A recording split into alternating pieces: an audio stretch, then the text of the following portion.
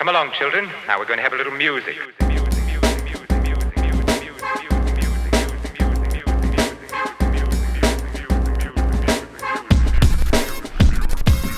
What's up, First Cut listeners and fans? We are back with a new breakdown discussion of Oppenheimer. Not really so much a breakdown, just really more of a in-depth spoiler discussion going into our favorite moments, favorite details about the new Christopher Nolan directed film. And I'm here with no other than, I gotta say, you, my buddy Dylan here.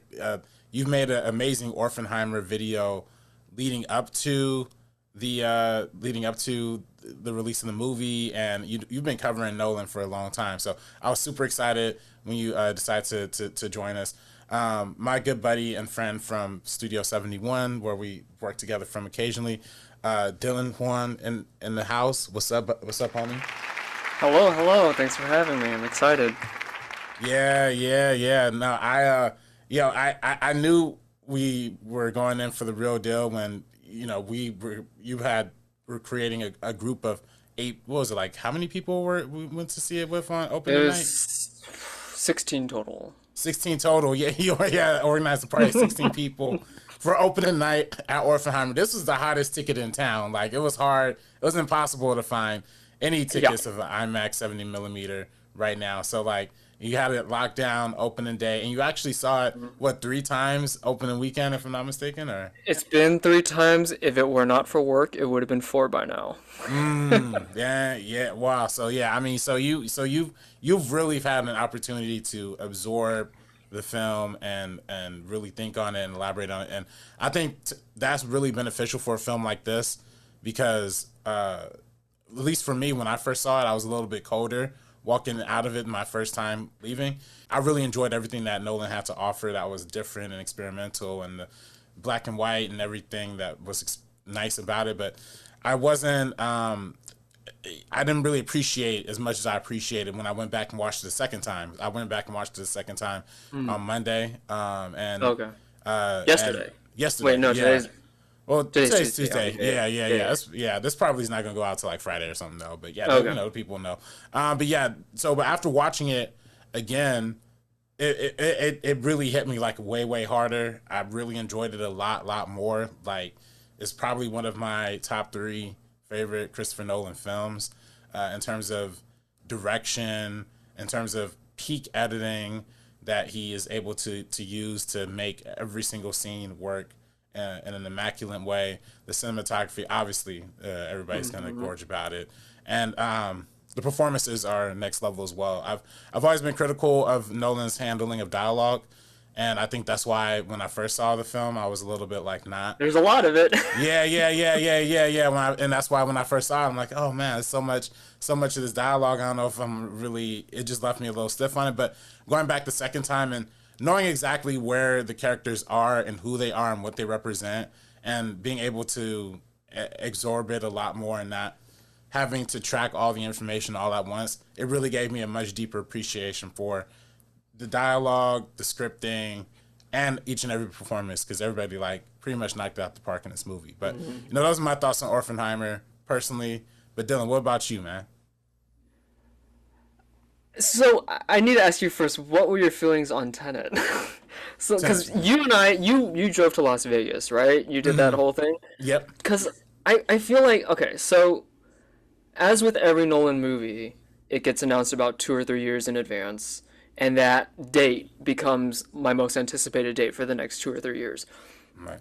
And leading up to Tenet, something just felt off. Like, I was super excited, and I liked the trailers, but I'm watching that and I'm like, something's just missing from this. Like, I don't feel that attached to the release of this movie. Like, I'm extremely excited because I know he's going to deliver an experience, at least, but the trailers just didn't hook me in the way that most of his trailers do. And walking out of Tenet, I liked it, but I was also quiet the entire drive home because I was like, I don't know if I love that. And I really wanted to. And I was in the phase of like, shit, maybe all the criticisms against him are true. And like over time, I am someone who defends that movie, but if someone comes to me and says they don't like it, I can totally understand why. So leading up to Oppenheimer, I was nervous.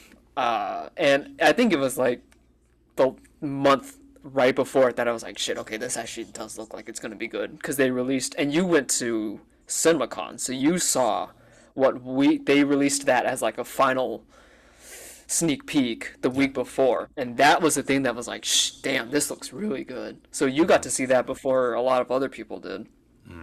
So leading up to the movie, it was like my anticipation was up and down. And then coming out of it, I will say, unlike Tenet, I was immediately in love with it. Like, I have the same slight issues with you in terms of the dialogue. It was a lot to follow, and his kind of humor is very dry, which I like, but, it doesn't... It's a very serious movie, so you walk out of it, you don't... Unlike with I watched your episode about Barbie, and your guest was talking about how when they came out of that, they were just feeling so good and so happy, and it was such a good movie. And you walking out of this, apart from how serious it is, it's just a very devastating movie. So it's hard to just come out of it like in a good mood. So like that definitely dampens someone's experience, but it was one hell of an experience. And I've seen it, like you said, 3 times at this point, and each time I just really appreciate what he's doing. And I do think it's one of his top 3 movies. Yeah, and I think, just going back to that Tenet thing, when I first walked out of Tenet, I also was not feeling it the most either, walking out of that either. But I think with Tenet, it was more like plot issues that kind of confused me a lot more. And I think to this day, I actually like Tenet a lot, and I find it actually more rewatchable than a lot of other Christopher Nolan films because of the charisma that John David Washington brings to the protagonist, and even Robert Pattinson has some really funny moments in there too. But with Oppenheimer, I feel like I got a pretty good grasp of the story. It was just how, and I think this was just I think this was maybe expectations of me being biased as both a film goer and as somebody who goes into the film. I think I think a lot of film people obviously love The Social Network. It's one of my favorite movies of all time. So when this movie in the third act, it started feeling a lot like very not similar to The Social Network, but in that same kind of like takedown and question of morality kind of put on trial kind of situation. So then for me, I was like, oh, this is I'm loving it, but I feel like I've seen a little bit of this before, and I feel like I had seen, but that was just me in my own head, like in a critical sense of, just finding something to not love about it, I guess, just in the first watch. But upon rewatching it again, I found this movie to be very different than The Social Network. I actually think this movie is much more akin to like Malcolm X or JFK, that are like, JFK is not necessarily a biography, but really strong biographies that are epic journeys of one man's story from beginning, middle, of end. And even though this film takes place in 2 timelines with the fusion and the fission, black and white and color sequences, I feel like it really takes place in like 3 acts, where the first act is like the discovery and learning about Oppenheimer as a person. Second act is obviously building Los Alamos and building up the town. And then the third act is, the reconciliation of all of that. So it's like basically before the bomb, during the bomb, after the bomb. And I think it was a beautiful way of telling this whole person's perspective almost completely subjectively. Like we're gonna, like I mentioned the color, the black and white. What kind of subjective elements do you think like kind of stood out to you, like when you're like watching this movie or rewatched it? Well, we got to talk about his little nightmare sequences then. Like the thing is, so remember back in last year, July of 2022 was when Nope came out, right? Was it Yes. July? And they attached the teaser for Oppenheimer in front of it, and in the teaser you hear the footsteps, like the crowds on the bleachers. And when I first heard it, I thought it was the train. For some reason, I thought it was a train going over train tracks. And then you see the movie and you realize it's actually the crowd. And it's like it's such a good idea because it also sounds like an explosion too. But those sequences, those subjective sequences, I think, are where Nolan shows how much he's matured, to be honest. Like, because those scenes are very abstract too. They don't spell anything out. You don't always know what is actually happening, what isn't happening, but you know it's in his mind. And those are some of my favorite scenes in the movie. The actual utilization of color for subjective and black and white for objective was like a very neat idea, but I think when it pushed beyond that and became a bit more abstract with those nightmare sequences was when it really shined. Yeah. Well, for me, I didn't even take, for me, I didn't even take the, yeah, I definitely, I could definitely see the black and white as the objective point of view. I just kind of saw more of just Strauss's point of view, just, from his. So like, or Louis Strauss's perspective. I guess, I guess there were scenes that featured him that were in him, that were in black and white that didn't feature Louis. I'm gonna have to go back and really look at that. But yeah, I felt like that was, even that's not a truly objective lens either. It's like more of a colored Oppenheimer lens too. So it's like we really don't know what the truth is all the way throughout, and I thought that's what made it extremely interesting. I think I read somewhere in an interview that Matt Damon mentioned the script was written in like a first person point of view, and I think this really speaks to like how Nolan channels his own voice through J. Robert Oppenheimer. I feel like this is very much like a Nolan film through and through. Like it's like For sure. just the idea of like theory and like theorizing. We know the connection to science that has always been in Christopher Nolan films from the beginning. Even The Prestige, like is magic, but it's really like science. It's like a kind of different kind of science. So yeah, what kind of science elements did you really like? Did you kind of latch on to when watching this movie? Again, I think it's because like I liked science in school growing up in college, but it was never beyond that. It was never anything that really fascinated me. I was good in it, but outside of school, I didn't really explore it. So when they talk about the very technological stuff in the movie, I'm not necessarily following it, but it's again when Nolan goes into the abstract stuff, when we go into Oppenheimer's mind and we see those glimpses of how he sees these theories coming together and how he imagines these things will play out. That's what I really liked. Nolan's movies have always been very literal. I really appreciate him for being more abstract here. It's funny because I was thinking about it earlier. Inception is a movie about dreams, but it's so literal. It has so many rules, and I like Inception. I enjoy the movie, but it doesn't really feel like a dream sometimes. It feels like, this has to happen, this has to happen, this has to happen. Whereas in Oppenheimer, there are a lot of scenes that feel very scary, dreamy, like a nightmare. And like I love the fact that he's pushing himself in that direction to not have to focus on spelling everything out for people.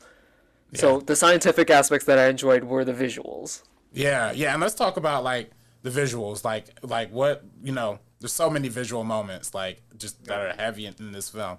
Do you have any ones that like stood out to you the most, or? The ending. Yeah, with the flashing coming out and that last argument between Robert what was or Roger Rob. Yeah. Oh, well, yeah, that too. I mean, yeah, see, that's another moment where he's just being more abstract and like actually playing with lighting and doing something interesting with the camera. Like his movies have always been visually incredible. Yeah. But you're talking about the last shot, like in particular. Oh, I'm just talking about like I was talking about the last conversation with Einstein and then like those last few shots of nuclear annihilation.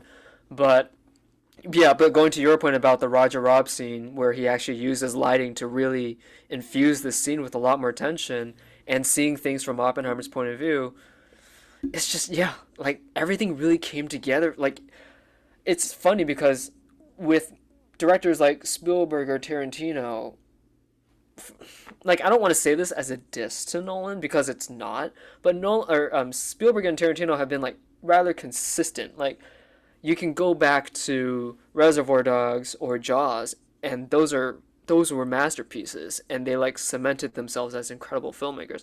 And Nolan did the same early on, but it really feels like he's building himself up more and more with each movie. And I really feel like Oppenheimer is a culmination of everything he's wanted to try and do, and he just finally found the correct source material for him to do it.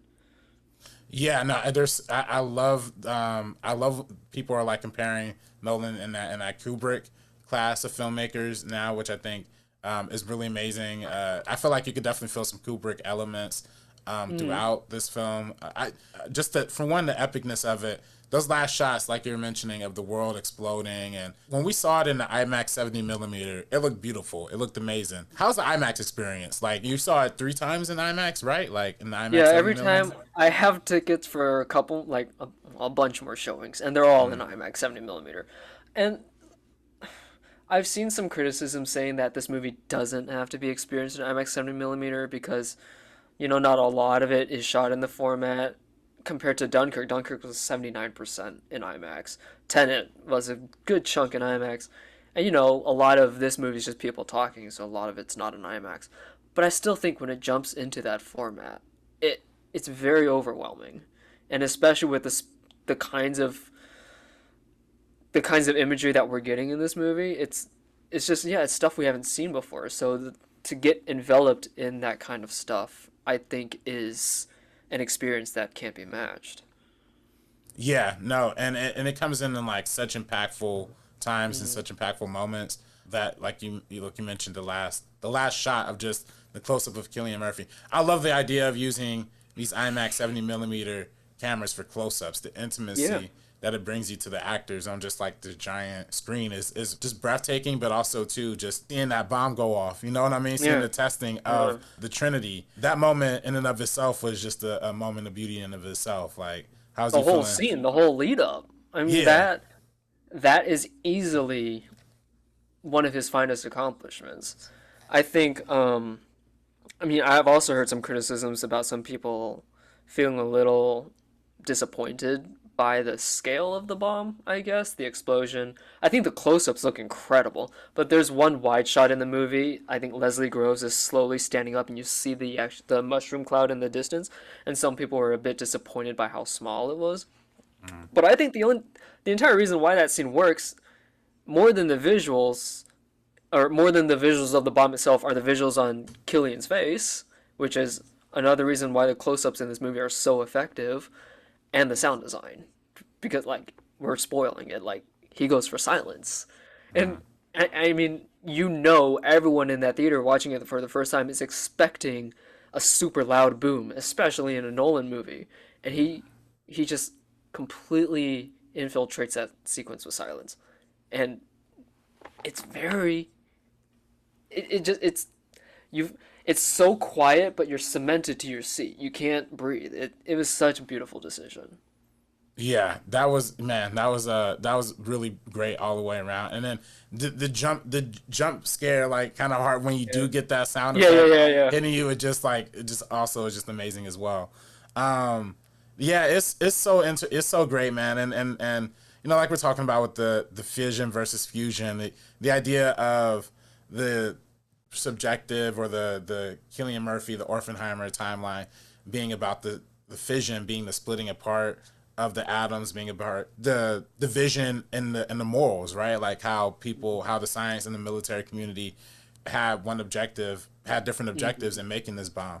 But then the fusion is when you're kind of forcing two atoms back together, and that's when the trial and the trepidations come with that, and that's where Robert Downey Jr.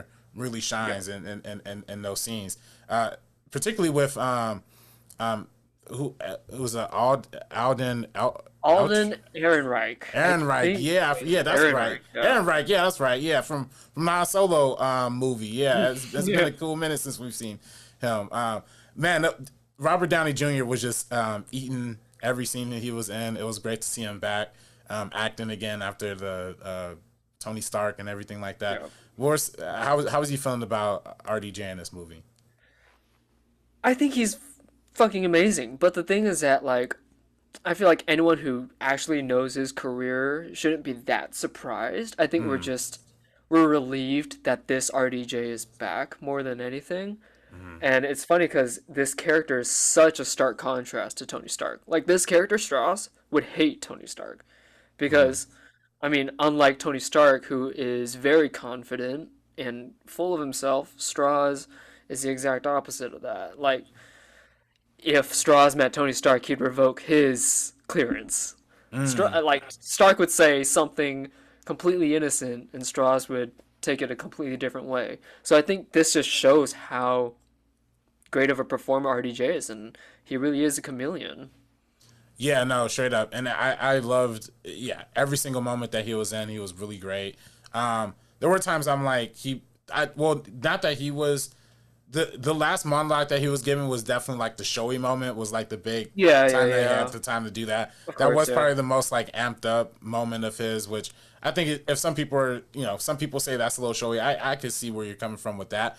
But the rest of the performance, the rest of the movie and all the movie in general, was really A-list stuff from him all around. So it's showy, but that moment is earned. I feel like, I mean, you're not necessarily supposed to agree with either of the characters, RDJ, or they're both super flawed people, and their little misunderstanding leads to a lot of bad things. But I do think that moment, his little burst, it feels natural, even though it is definitely. I mean, it's the Oscar clip. Yeah, for sure, definitely. And talk about Oscar clips. Emily Blunt has some really amazing moments in this movie as well, particularly at the end. Two big moments when she was going head to head against Roger Robb and not shaking Edward Taylor's hand. Those are both really dope. What was your thoughts on Emily Blunt in this movie? Oh, she's really good too. And the thing is that, like, again, I don't think Nolan necessarily writes good female characters. Yeah. But I think he's good at directing them. And I think here, Emily Blunt, she might have definitely infused more character than what was written on the page. And, like, by researching and reading the book itself, I'm sure she was able to inject more life into that character than what Nolan provided on paper. But yeah, she's really good. I do think it is one of his stronger characters, not necessarily because of the way it's written, but because of the way he like their collaboration, like everything comes together. And even Florence Pugh, who's on screen, I think someone said it was 20 minutes. I feel like it was even less. She's not in it for that much. Yeah. But her presence and the way that Nolan photographs her, you can tell just how much she meant to Oppenheimer. And when she dies, and there's that, when Oppenheimer is in his mind thinking about how she dies, there's that quick glimpse of a glove shoving her in the bathtub. Yeah. It's like moments like those, it just a different level of maturity for Nolan, but also it just that one image, you can tell how much it haunts Oppenheimer, and like contrast that awful image with when you first see her and how warm she looks and how elegant she is, and the focus on her, and she's kind of like in a vignette with the strangers around her.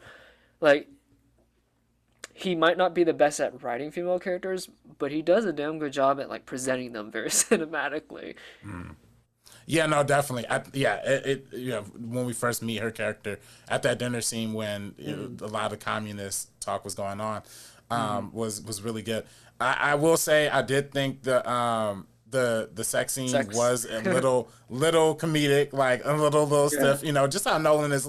We know with Nolan. Nolan's not the most like sexual kind of dude. Like, you're not gonna. Right. For the little 3 seconds, the first time was like kind of comedic and laughably short, but then the delivery of, but like coming it back and then bringing it back too though, but with the line, I am becoming. That was a really great way of introducing that line. I feel like because I mean, we don't. I'm sorry if I cut you off. No, yeah, please, yeah. Because like, I don't know how Oppenheimer actually came across that quote. Like, I know he read it from that text, but I don't know how that text landed in his hands. So I'm pretty sure that part is entirely fictitious. But again, it just goes back to show how important she was to him. Yeah, how important she was, and how it's something that sticks into the audience's mind right then and there too. And then, like you said, it really, it's a philosophy that he ends up living by, and it's a guilt thing that he ends up living by. Because again, that's the first thing he thinks about right after the bomb goes off is that exact moment in that bedroom. So, Well, because up to that point, he had felt the guilt for her death. He didn't know if it was his fault. He didn't know if she committed suicide, if it was because she was a communist or not. So, leading up to the Trinity test, that was what his guilt was. It was planted in her death. And then when that bomb goes off, his guilt just skyrockets. Because, like, first it's like, oh, I was responsible for one person dying. Now I could be responsible for the entire world. So the chain reaction. It's a great, it's a great device. I think it makes total sense, at least in the film's logic, why that text originates from where it does and comes back up again. Yeah, and it's Florence Pugh was actually really good, and just the little part that she was in. The first sex scene, I is a little bit chuckly, but the second one, when it's inside of the actual testimony conference room, and they are and it's from the perspective of his wife from Emily Blunt's character from Judy. That it's again another idea of Nolan playing with subjectivity, because it's kind of taking place. That's a moment that's taking place all from her perspective, and I feel like now that's introducing like a third level of who is being represented in this film. I thought it was just really nice layering all of those elements into it. It was just great all around.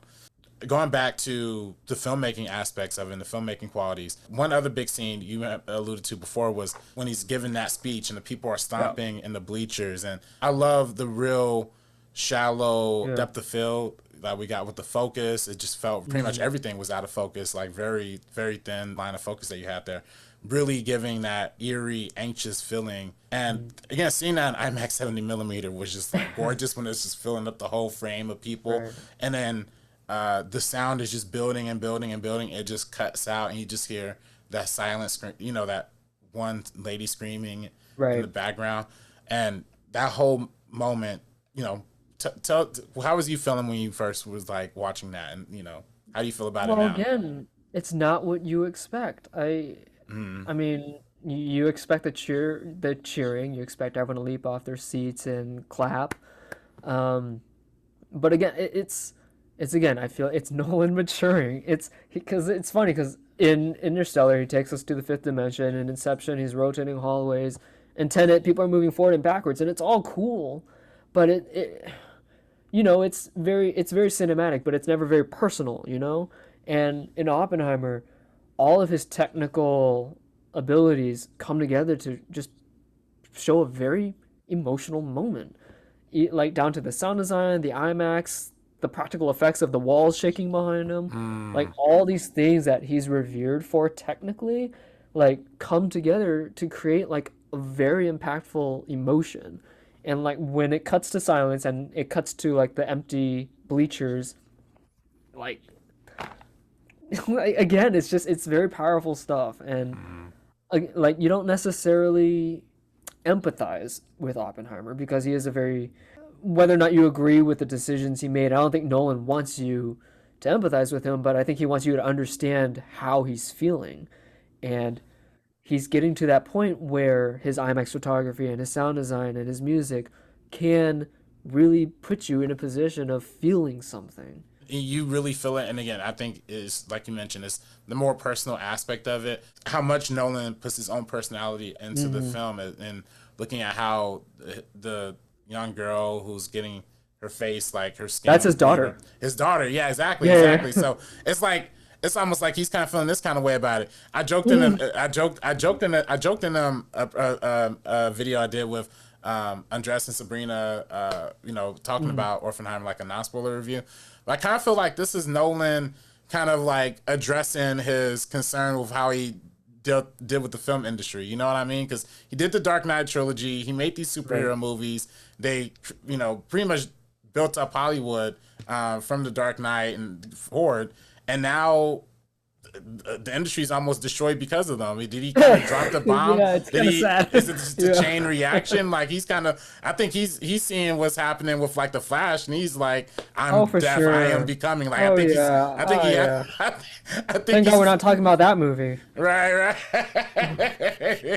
I think he watches something like the Flash, and he's like, I am deaf. I am becoming. Like I am like he's feeling that. I'm destroyer of cinema. Like so he's using something like Oppenheimer, an adult piece of cinema, to really reconcile with that, and I think it's interesting. Like I do think he might not be entirely aware of it, but I do think he feels regret every now and then, and that regret was channeled into the passion for this script and this story.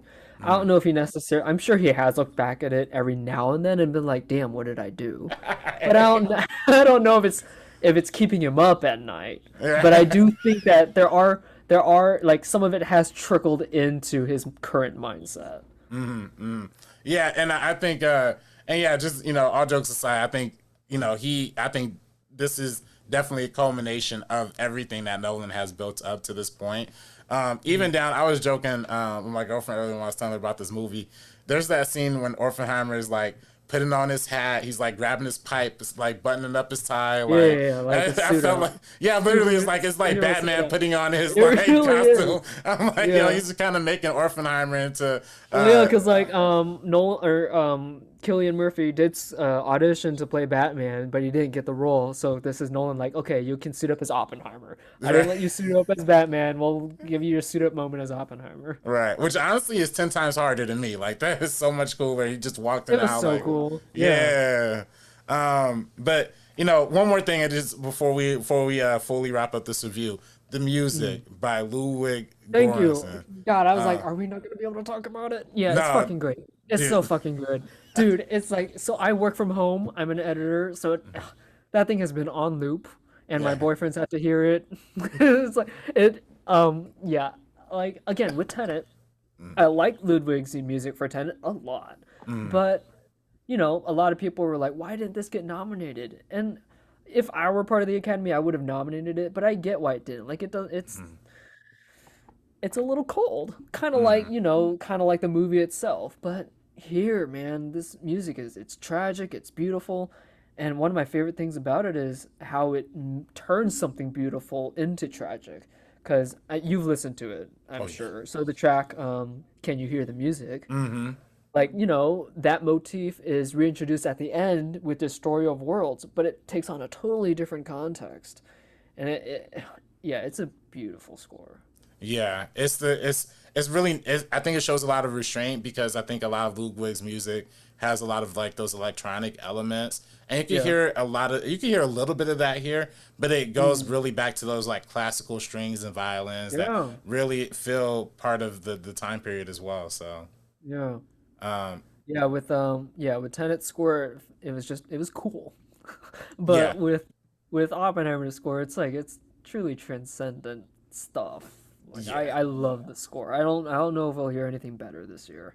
Yeah, it's so good. And even, I mean, my favorite one was Quantum Mechanics, like that track that they played on there.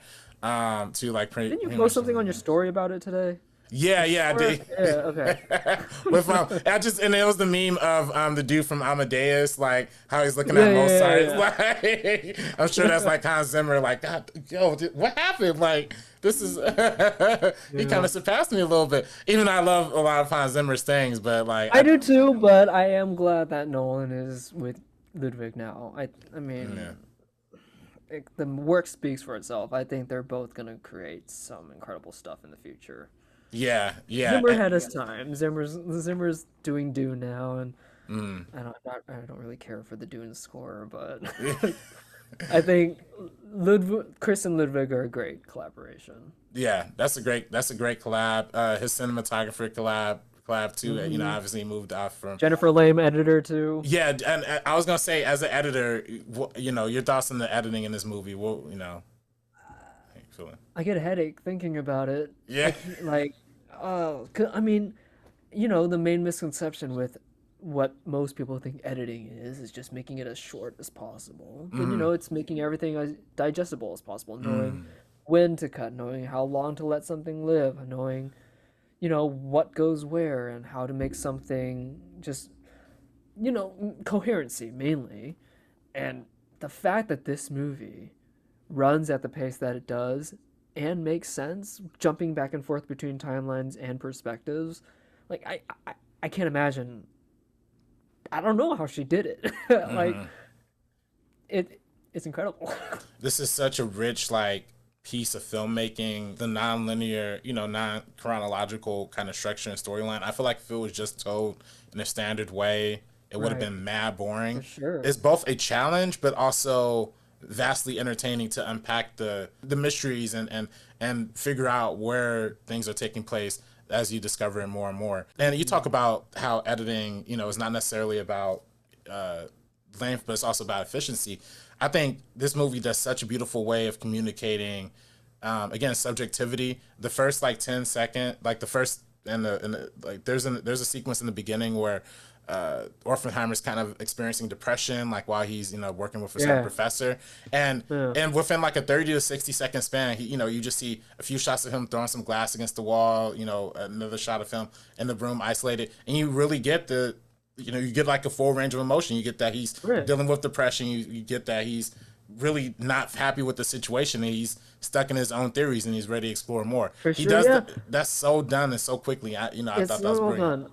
A lot of more other criticism, and like I I gave the movie 5 out of 5 stars, so I do think it's a masterpiece. But at the same time, I can have a discussion about its flaws, even though I don't think there are many. I accept that there are some, and some criticisms that I've seen aimed at it are the fact that the first act is a lot of more montage than scenes.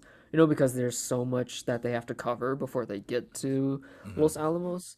But I think I think the quick montage kind of editing services Oppenheimer's mindset because the world is moving too slow for him. Like he is troubled by these larger than life ideas. So the fact that the movie moves that quickly, especially because it's a biopic, it fits the character that we're studying.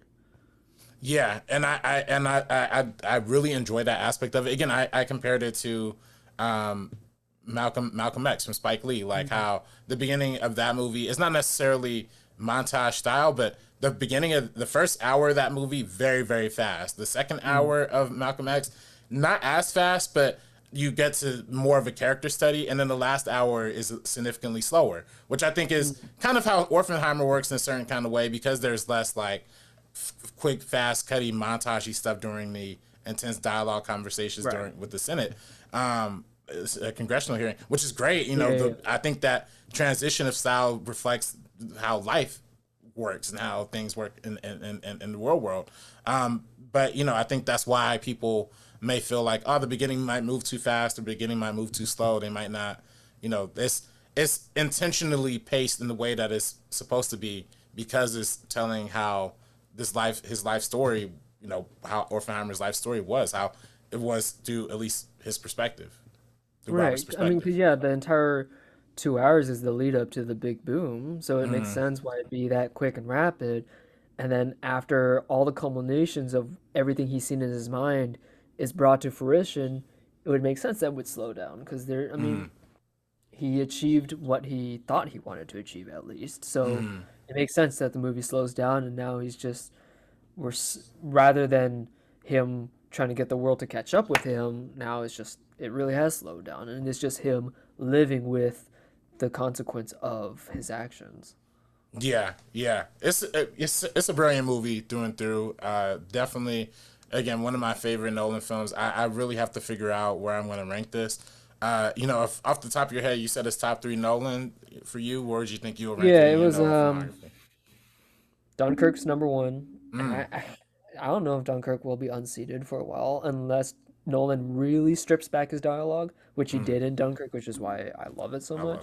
So it's Dunkirk, and then it's Oppenheimer as of now, and then it's Dark Knight. Wow. That's deep.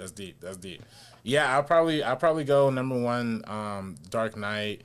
Number 2, man, I don't know per se. It goes up, between Dunkirk and there's a couple other ones that goes up for me, and up in that level. But I'll probably put.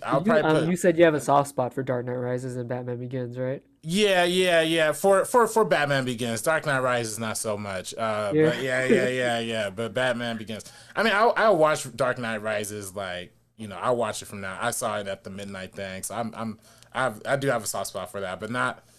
I would say that's a bad movie. Like It that was probably bad, like, man. I was so fucking stuck in my ways for the longest time because when that movie first came out, I was in love with it. And Yeah. I was 2012, so I was in high school. But yeah, I rewatched it in preparation for this movie, and I don't know if I can watch it again. Like Yeah. the next time a Nolan movie comes out and I have to do a marathon, I might skip it. Right. It, Yeah, that was it's got it definitely has good things, but you know, it's overall it's a mess. Yeah. No, that was the messiest. But I do Batman Begins for sure. Like that one definitely holds a more childhood spot. But I would definitely put probably number 1 Dark Knight, number 2 Dunkirk, and then probably number 3 I'll probably put Oppenheimer. I also really love Memento, and again, I think that's why the black and white, the non-linear story structure for me, I really loved it. Seeing it reintroduced in this film too. But yeah, no, thank you so much, Dylan, for hopping in on this review with us. This was really, I think we dove pretty deep into it. You know, for you. So you planning on watching it again? You said, or Seeing it again tomorrow. Seeing it again tomorrow. All right, word. So you heard it here first, and you got interviewed by IMAX too, like right after the movie. Like I did. I don't know if they were gonna use that though, because I don't know if you'll keep this in the episode, but they released a video today of them interviewing some other people at City Walk, and I wasn't in the video. Oh, so I don't know. You where was that wearing an footage- IMAX sweater. I'm like, yo, come on now. But yeah, no, thanks again, fam, and yeah, I appreciate you coming on talking Oppenheimer with us. Of course, I can talk about it all day long. Yeah, all right, for sure. And where can people follow you on everything? Well, there's my YouTube channel. If you just type in my name, my videos should pop up because I have that one video explaining what IMAX 70mm film is. And then I'm Dylan K. I don't even know my own handles. I think I'm Dylan K. Hoang on Instagram. And then on Twitter, I'm TheDylanHoang. Word. And I'm gonna link it all in the description down below too. Okay. And you know, I know you're also a talented filmmaker as well. So you know, I don't know if you have anything like your films are showing at any festivals or anything like that Not at the moment, but it's Not probably at the soon, moment. probably coming up soon. Yeah, So hopefully soon. yeah. We'll keep an eye out for that too. But thank you so much, Dylan. Again, you can follow me on Twitter and Instagram at Director RB3, and you can follow First Cut at First Cut TMO on all social medias. With that, y'all, for Dylan, for myself, I'm for RB3. We're peacing out.